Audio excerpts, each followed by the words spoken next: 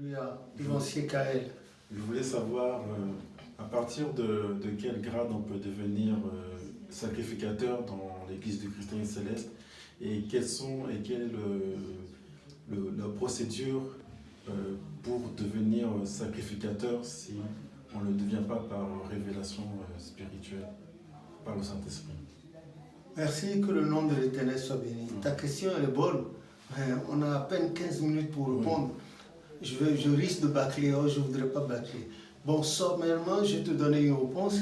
Et puis, dans quelques jours, quand on va se retrouver encore, si Dieu le veut, je vais entrer plus dans les détails. C'est vrai, le roi David a dit dans un passage de psalmique, il dit que quand on lui dit « Allons à la maison de l'Éternel », que son âme se réjouit. Et le psalmiste a encore dit dans le psaume 27 qu'il demande quelque chose qu'il désire à Adama, qu'il voudrait habiter toute sa vie dans la maison de l'Éternel pour contempler la magnificence de l'Éternel et pour admirer son Saint-Temple. C'est bon. Il est beau d'être sacrificateur. Si on retourne dans Hébreux 5, 10 ou bien Hébreux 10, mais on n'est pas sacrificateur par soi-même. Il y a deux sortes de sacrificateurs. Il y a les sacrificateurs qui le deviennent en offrant des boucs, des animaux, de l'argent, en corrompant les gens. Maintenant, il y en a qui sont nés sacrificateurs. Ceux-là, c'est inné en eux. Cette pensée de la sacrificature, c'est inné en eux, au point que tout ce qu'ils font converge dans ce sens-là. Mais dans l'église du christianisme céleste, après le bain de purification, le baptême et les premières onctions, juste toutes les onctions convergent à un grade, le grade de vénérable seigneur temps. Vénérable seigneur temps, tout le monde s'arrête là. Maintenant, s'il y a une nouvelle paroisse où on a besoin d'envoyer, sur laquelle on a besoin d'envoyer un assistant évangéliste, alors le prophète au chauffard, gloire à Dieu, réunissait les gens vénérables, seigneur dans tel collège, dans tel, et l'esprit lui dictait qui parmi ceux-là était bon pour être fait assistant évangéliste et envoyé là-bas.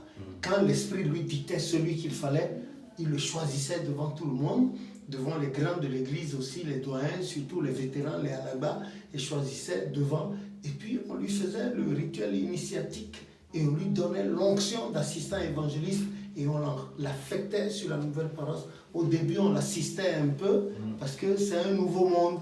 Gérer les hommes, c'est pas facile. On l'assistait et c'était comme cela. Mais il y avait un serment à prêter. Il y avait un serment à prêter et aujourd'hui, ça n'existe pas. Malheureusement, aujourd'hui, les gens, quand ils ont de l'argent, ils se cotisent entre eux comme une loterie ou bien une tontine. Ils achètent un terrain, ils construisent la paroisse par groupe et les dividendes chaque année, ils se les partagent. Or, telle n'est pas l'idée fondamentale de ce que c'est qu'une paroisse. Donc, et tout le monde aujourd'hui peut donner l'onction, peut baptiser n'importe qui. Tout le monde va au grade d'évangéliste.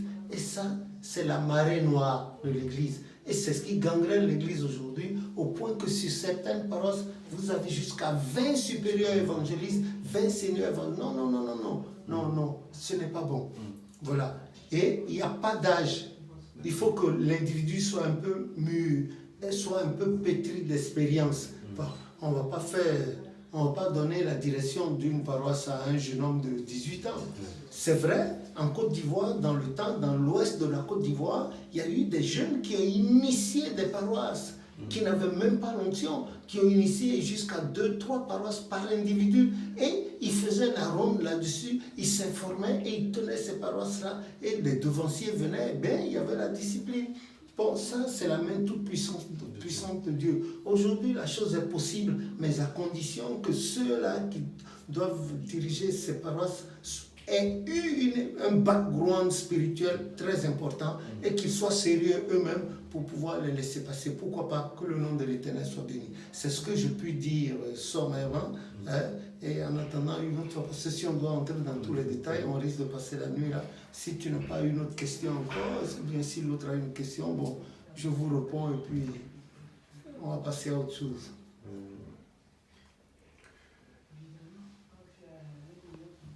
concernant le culte de mercredi bonheur, le culte de bonheur qu'on fait le mardi matin. Mercredi matin, ouais.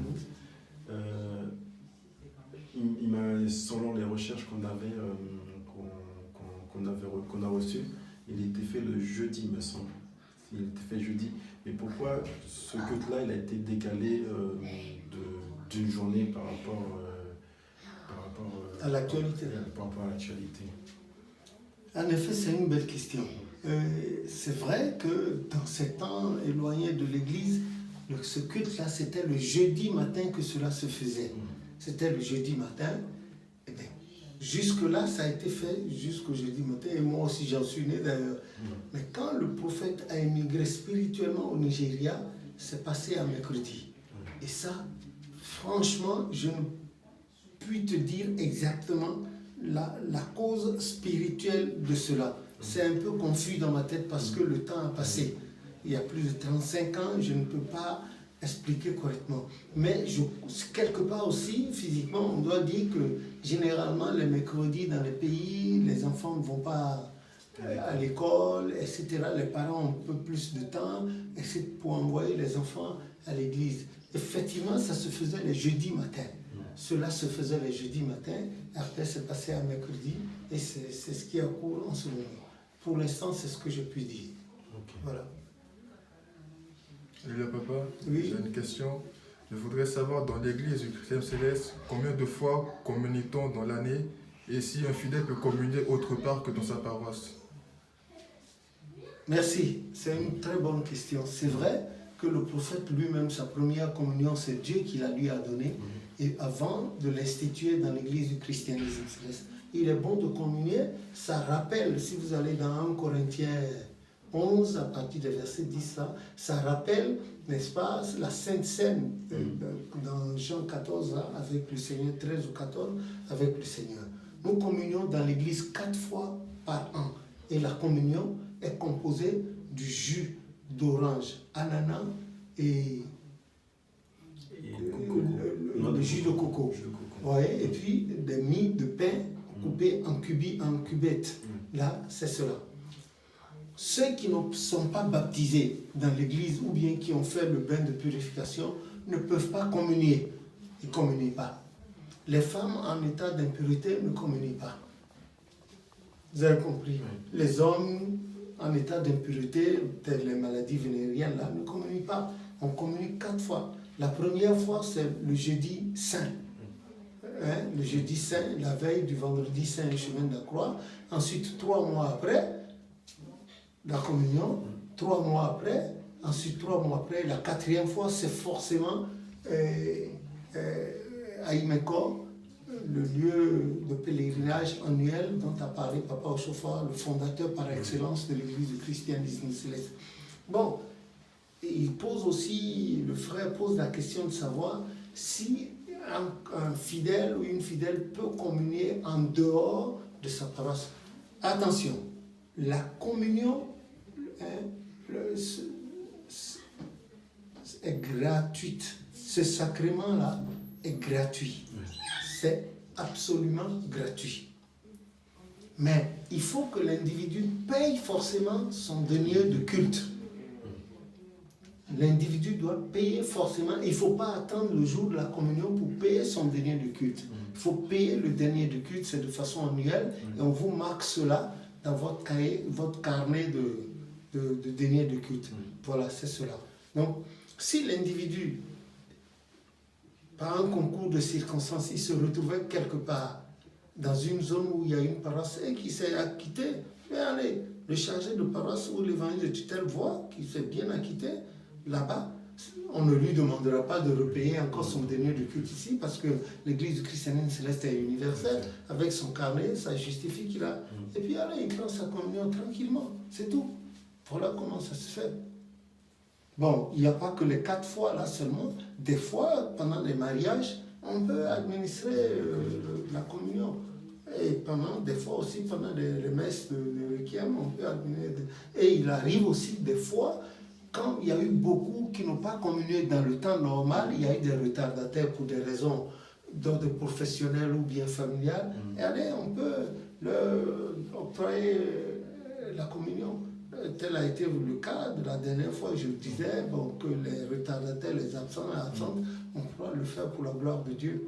Voilà. Sinon, de façon grosso modo, c'est 4 fois par an, à partir du jeudi saint.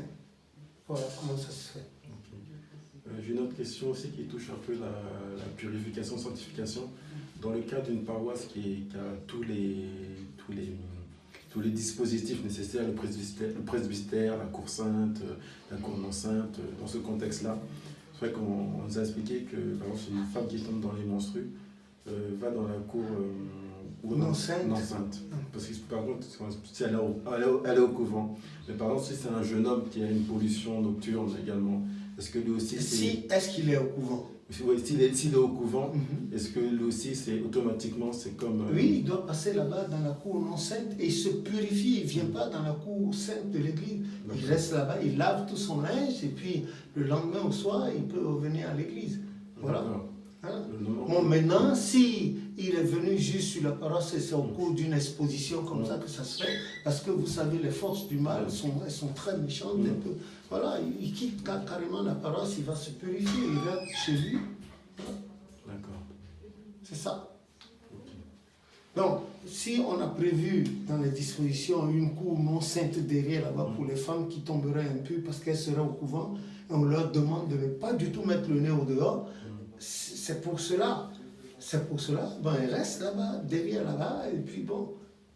Et chaque jour, à l'entrée de cette cour exceptionnelle, le chargé de paroisse ou bien son adjoint reste là, à distance, il leur fait leur prière.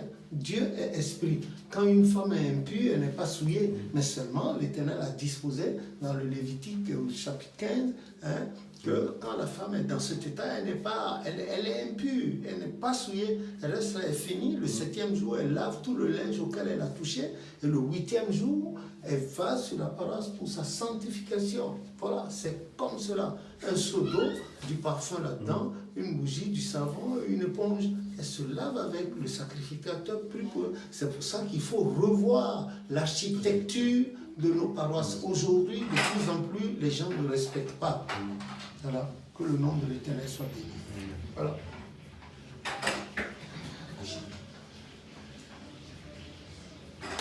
Voilà, c'est ce que je peux dire, grosso modo. Et puis, de moins en moins, les gens prévoient le logement du chargé de paroisse. Oh, c'est ce qu'on appelle le presbytère. On doit prévoir son logement. C'est ce que le prophète a dit, pour qu'en tout moment, quand on a besoin de lui, s'il y avait un cas, même au beau milieu de la nuit, qu'on puisse le solliciter. Voilà. Que le nom de l'Éternel soit béni. Amen. Voilà. T'as une autre question? J'ai une question, c'est pour savoir dans l'église du Christ Céleste, comment les enfants peuvent participer dès le plus jeune âge à l'œuvre de Dieu. C'est tellement simple. Proverbe 22, verset 6, l'a bien dit, il a dit instruis l'enfant. Instruis l'enfant, et quand il sera grand, instruis-le selon la voie qu'il doit suivre. Quand il sera grand, il ne quittera pas. Il va rester, et c'est vrai. Vous voyez, depuis déjà la chorale, quand l'enfant est tout petit, déjà avec la grossesse, on entend la musique, les chants, et puis ensuite à la naissance, l'enfant est à la chorale. Ces douces notes-là vont façonner le caractère de l'enfant. Parce que le système dans lequel la plupart, que le monde entier naît, c'est le système machiavélique de Satan. C'est un système qui était déjà là, même avant la création de notre père Adam et Ève. Et eux aussi, ils ont subi ce système. Maintenant, le Christ est né, il a souffert, il est mort avant notre naissance. Donc, il a tout planifié déjà. Nous arrivons, c'est à nous de nous adapter, non pas au système de Satan. Nous en connaissons les pièges à travers les Saintes Écritures et les prédications. Mais nous devons nous adapter et adopter ce que le Christ a enseigné. Et il faut marcher là-dessus, comme a dit Deutéronome 28. Si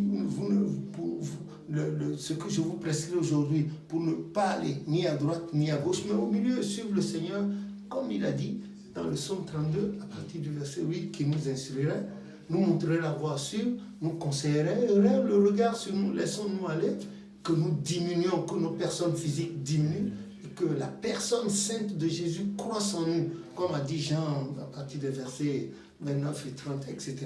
Que le nom de l'Éternel soit béni. Et voilà, donc vous réservez vos questions pour la prochaine fois.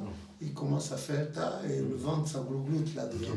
Donc je profite de cette occasion pour vous remercier, que Dieu vous bénisse, bénisse votre paroisse, bénisse l'Église et que tout aille pour le mieux, pour le meilleur, pour le mieux pour nous dans le meilleur des mondes, pour l'Église, pour le continent africain, pour nos populations sur place en dehors, pour votre paroisse, nos paroisses, et toutes les hommes, et pour les politiques, les religieux, les militaires, le personnel soignant, et pour la paix dans le monde entier, que le sang de Jésus confonde Covid et ceux qui l'auraient inventé ou bien ceux qui en parlent régulièrement.